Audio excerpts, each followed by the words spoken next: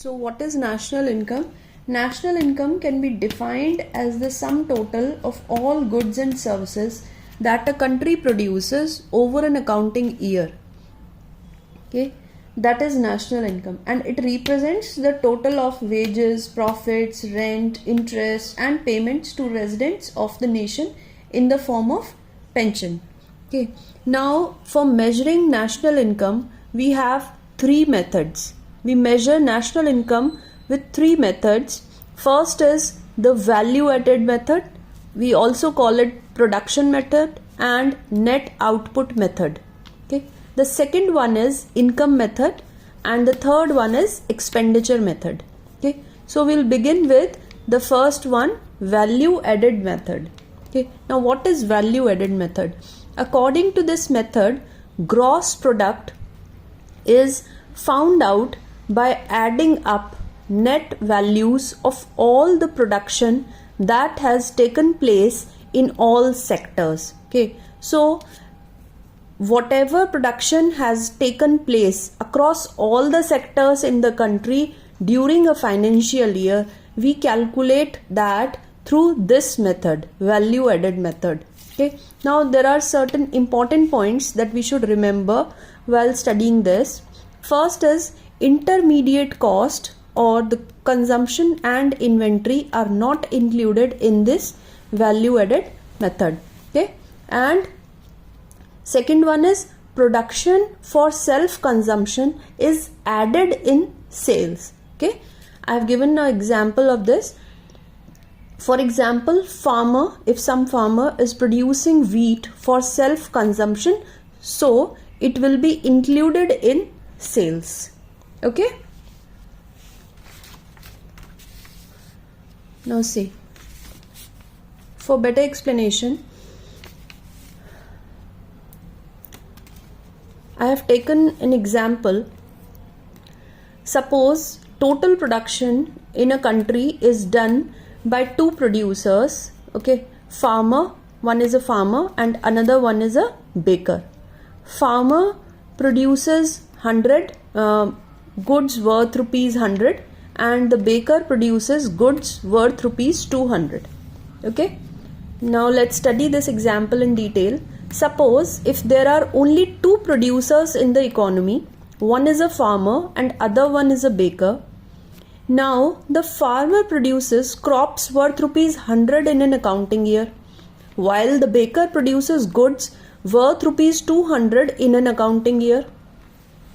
Now baker must have used some raw material for baking the bread. Okay, obviously you do not require any raw material for producing wheat, right? But while baking the bread you need raw material, correct? You need yeast, you need milk, right? You need wheat, you need that flour. Okay, so baker must have used some raw material for baking the bread. And from where he must have brought it? He must have borrowed it from the farmer itself. Now suppose the intermediate goods used by the farmer is worth 0 because he did not borrow anything from anyone. So the intermediate goods used by the farmer is worth rupees 0 and the intermediate goods used by the baker is worth rupees 50. Okay, what are intermediate goods? The material used by the baker will be called intermediate goods because you have borrowed it from someone else and used it. Okay, so anything that you are reusing, that will be called intermediate good. Okay, anything that you are borrowing from someone and using it. Now while calculating the net value, we have to see that we don't double count the value of wheat. Okay, wheat in what sense? The raw material borrowed, correct? So what we will do is, see, if we make a chart, so it will become much easier to understand. Suppose the total production in the economy is done by two producers, farmer and the baker.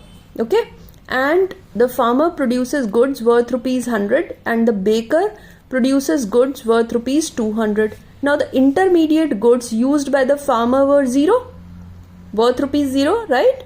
And by the baker was, suppose, rupees 50.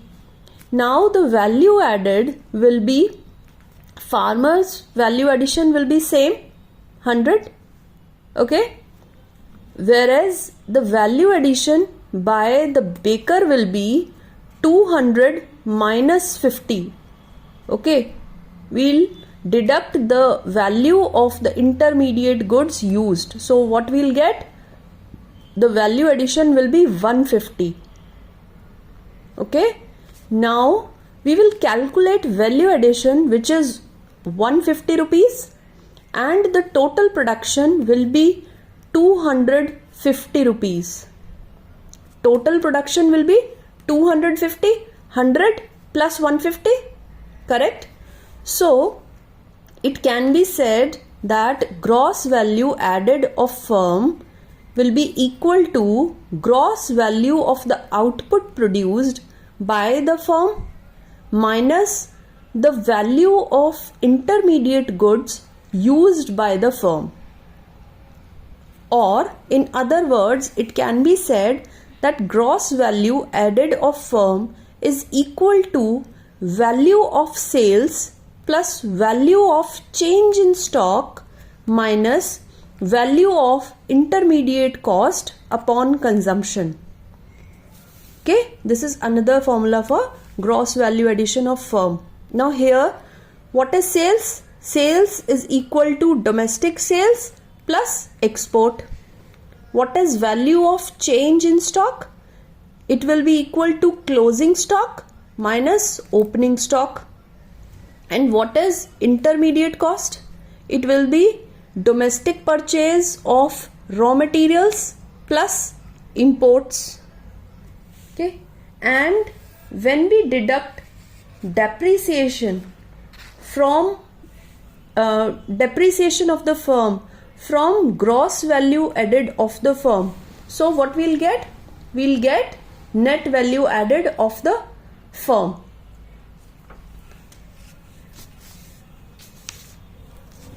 And when we deduct depreciation of the firm from gross value added of the firm, what we'll get? We'll get net value added of the firm. So the formula will be gross value added of the firm minus the depreciation of the firm.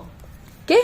Likewise, if we add gross value of all the sectors, we will get national income. So this is how we calculate, we measure national income by value added or production method.